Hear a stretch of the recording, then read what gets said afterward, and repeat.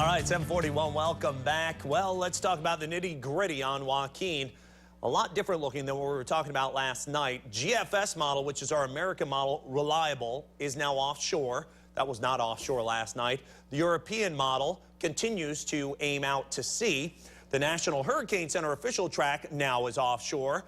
But the poorer models, the poorer performing models, are actually heading towards still North Carolina, but those are all trending eastward as well. So the reliable trends are shifting away from the Chesapeake and generally more easterly, which would be good news for us if that plays out. So Hurricane Joaquin, winds at 120 miles an hour, gusts to about 150. This is right near the Bahama Islands, and this is not looking good for them at all.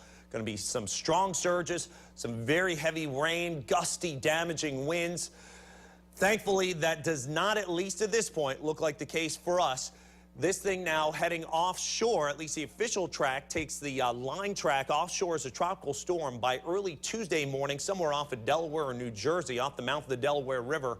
And that's much farther east than we were talking about yesterday, which was taking that line track right towards the Chesapeake Bay. We're still in the cone of error, so still can't totally throw in the towel on this one just yet. But the computer models, again, the AVN, that's the American model, that's looking a lot better. That is now offshore and heading toward Long Island, so that would be lesser effects for us. And all the other models, too, are trending a little farther eastbound, but still impacting the Carolinas, which would not be as good of a scenario for us.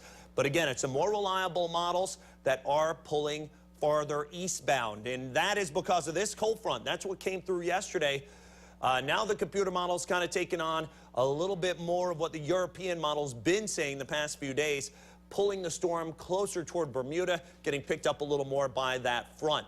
Now the American model still is kind of hinging a little bit more on this cold front, kind of missing things, but it is trending closer to the European, which is a confiding feeling here. But nonetheless, still we're going to have to watch it because that is a little closer or a little too close for comfort as the cold front kind of misses this thing. And this gets picked up in a space between high pressure and low pressure out to our west, and eventually conduits up toward New York, New Jersey, and New England. So we still do have a flood watch that's in effect areas south of the city. That's going to run late tomorrow through the day on Saturday. That's because we still do have some showers now in association with that cold front that passed through. It's light stuff, but it's kind of building back to the north. That may back up on us into the early weekend. So still going to have to watch the potential for up to or just over an inch of rain, even if this thing didn't hit us. Looking through 5 p.m. today, just light showers, but by noon tomorrow, there you go. The rain starts developing a little more, and by Saturday, still going to have some occasional rain, and some spots, especially south of the city, could get those heavier downpours up to or just over an inch of rain.